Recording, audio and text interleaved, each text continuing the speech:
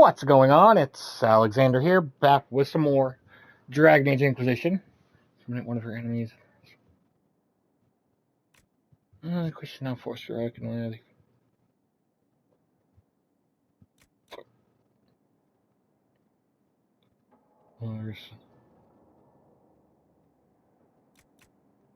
Kind of like Josephine's ideal on that one. Good, Sarah cannot simply vandalize our reports. There's no record of any of this. A memo from Josephine written on a letter from an outlying landholder, Inquisition leaders.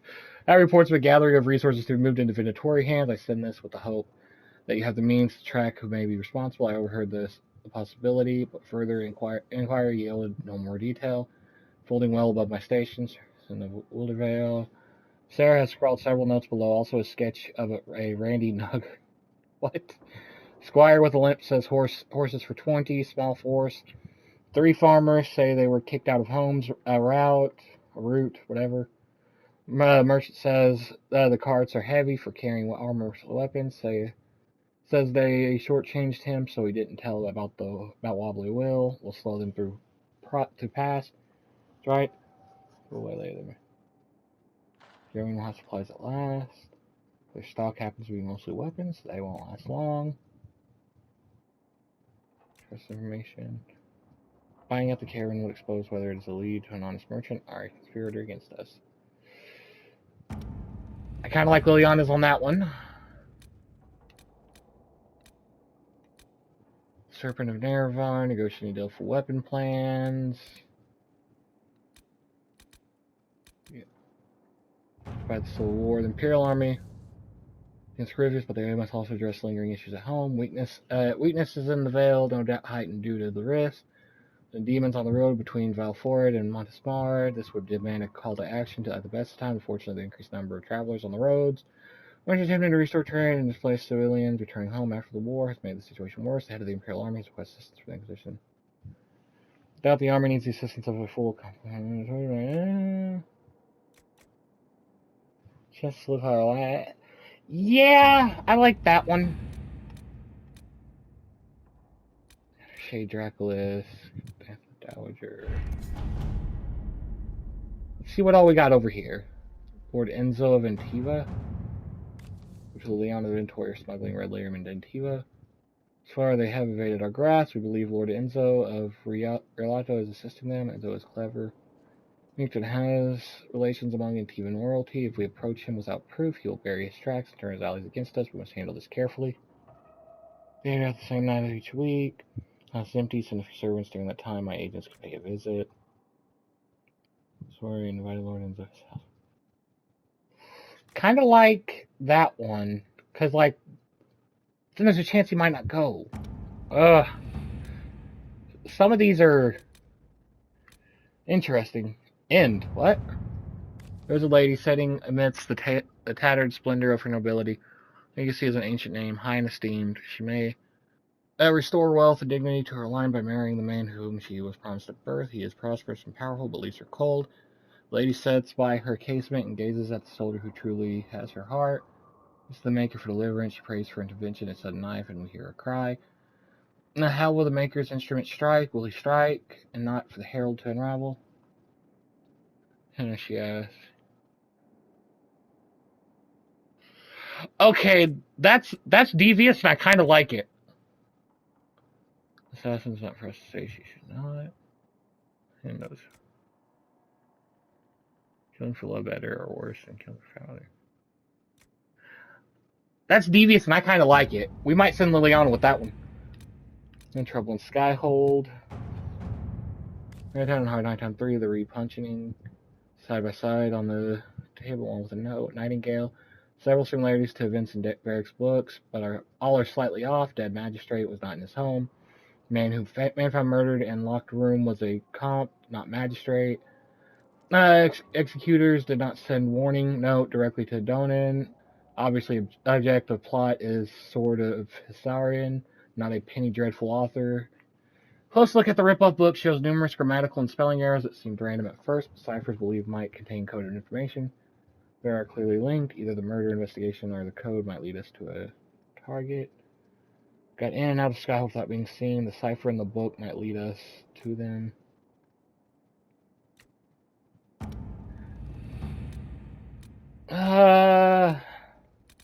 See what else we got here.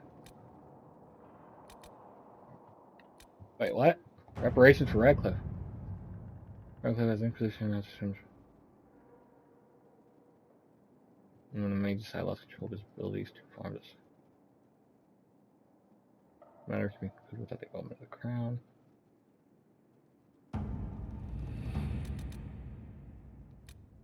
Freldon. Chief predecessor's war, conscript for the Inquisition. Any file requests copied in triplicate and delivered to the parties. Blow from within from southern. My predecessor Renee was studying. Okay, yeah, no. Let's continue with this one. Let's see what we have. Alright. Continue with Varric's questline. Prove that any in the bag goods operation of the Trinity resistance operation will require to staff. Alright, let's see. Tier to staff 107. Solus first. Once it loads.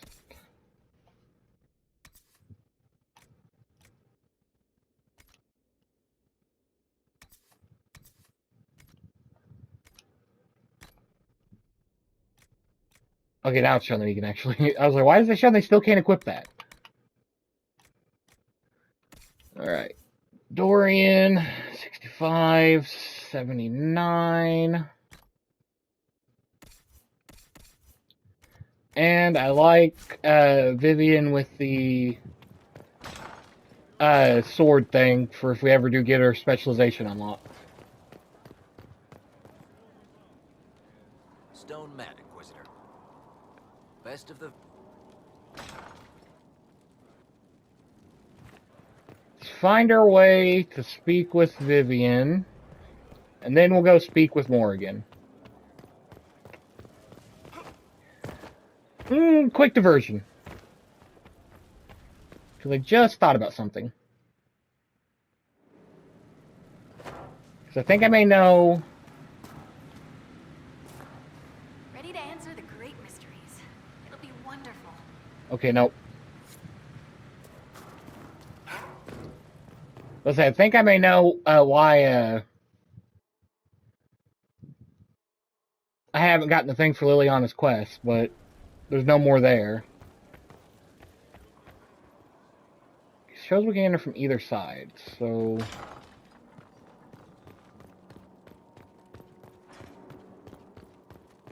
Okay, this is actually exactly where we wanted to go. 4 more of the books to find. Inquisitor, I find myself in the unpleasant position of asking you for help. There is an alchemical formula that I must complete, but I have been unable to obtain a critical ingredient. The heart of a snowy wyvern. I had arranged to obtain one, but the chevaliers working with me were killed in the Civil War. If I'm going to hunt down a snowy wyvern, I need you to tell me everything you know about it. They're quite rare and exceedingly dangerous. Their venom is the most potent of any wyvern. Ordinary hunters would not make the attempt. The risk is too great. You, my dear, would certainly be an equal to this monster. I didn't know you were an alchemist, Vivienne. What exactly is this project you're working on? It is a special request from a member of the Council of Heralds. I am still the Imperial Court Enchanter, after all.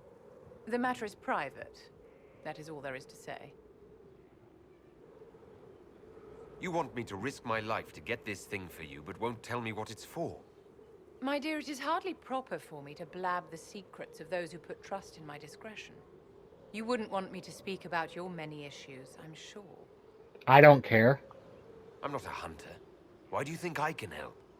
This beast is not hunted for sport, as other wyverns sometimes are. It is far more deadly. In the past, chevaliers have been dispatched to either kill the creatures or drive them away from villages. Since my chevaliers have fallen to political conflict, I find myself in need of someone with a martial aptitude. I'll do what I can. Thank you, my dear. I would be most grateful. I shall give the location of its lair to Cullen. Remember, my dear, I must have its heart, or the potion will not work. I eagerly await your success.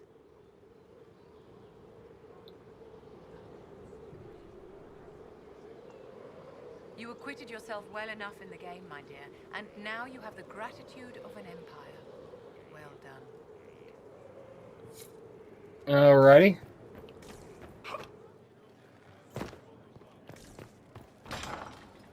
Your worship.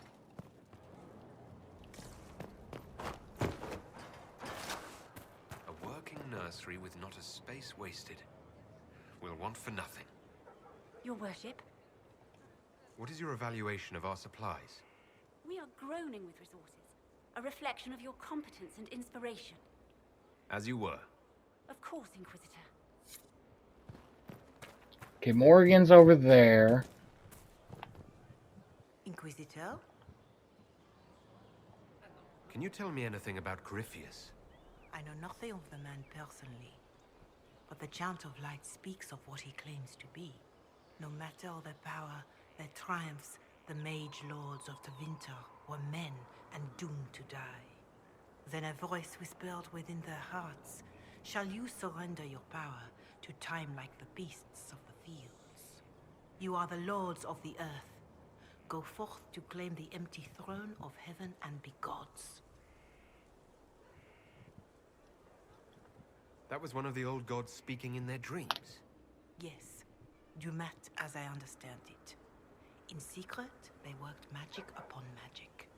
All their power and all their vanity they turned against the veil, until at last it gave way. That sounds like what happened with the breach. Very similar, Inquisitor. Above them, a river of light. Before them, the throne of heaven waiting. Beneath their feet, the footprints of the Maker, and all around them echoed a vast silence. But when they took a single step toward the empty throne, a great voice cried out, shaking the very foundations of heaven and earth. Corypheus said he found only chaos and corruption. The Chant of Light says that it was beautiful until the Maker himself spoke. And so is the Golden City blackened with each step you take in my hall. Marvel at perfection, for it is fleeting. You have brought sin to heaven and doom upon all the world. Corypheus seemed so certain that he heard nothing. He described it as dead whispers. Bitterness, perhaps? He paid a high price for his crime.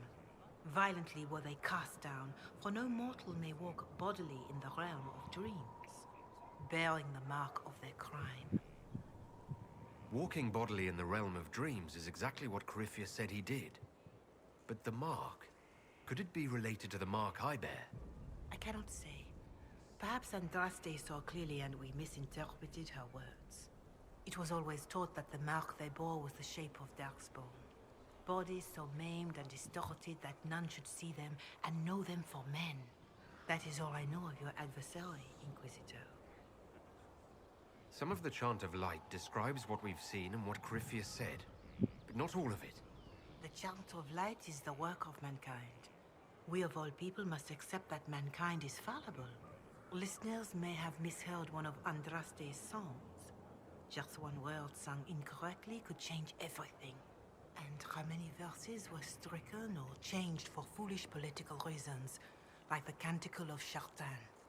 Still, I would trust these words over any spoken by Corypheus. I hope they help you.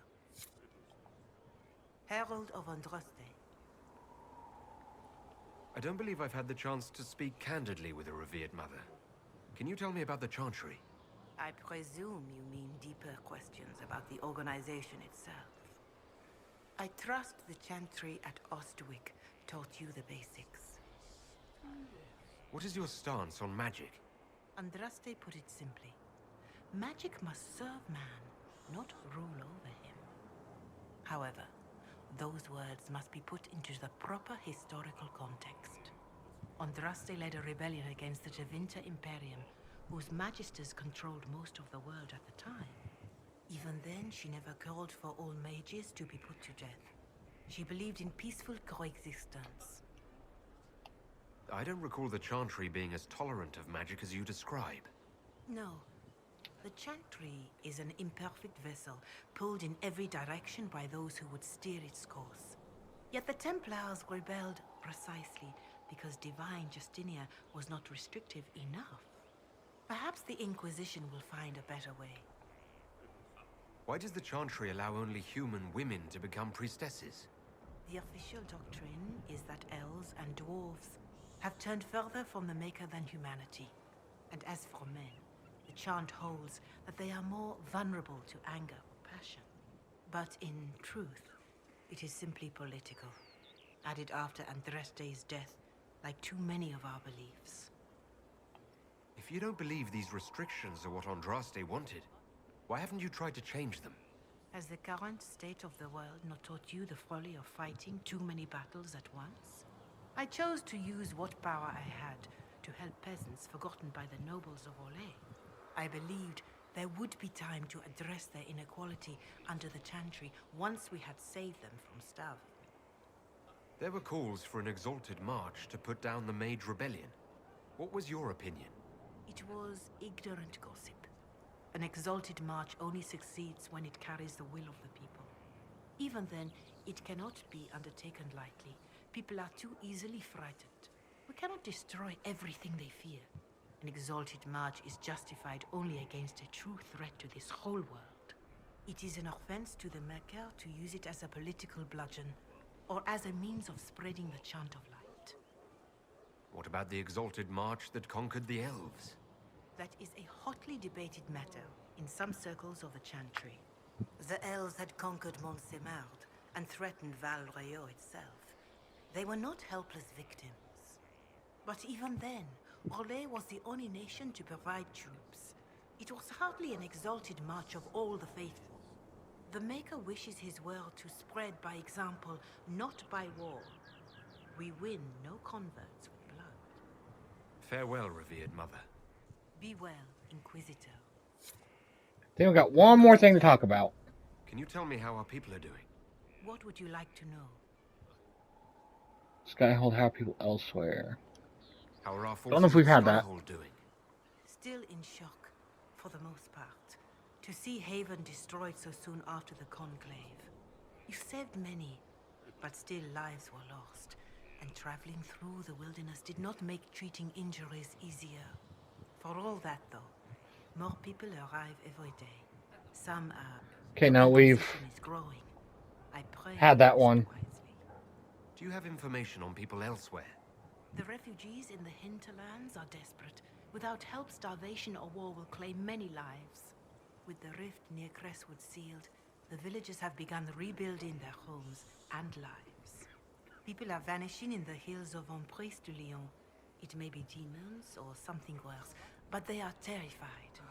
More than that I cannot say. It is a chaotic time for all in Orlais and Ferelden.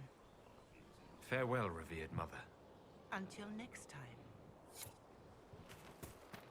Alright, well, I'm going to actually go ahead and end this here, and in the next one, we'll talk with Morgan and get through all of her dialogue and see like what's happened since the last time she was around in Origins. So yeah, thanks for watching, and I'll see you then.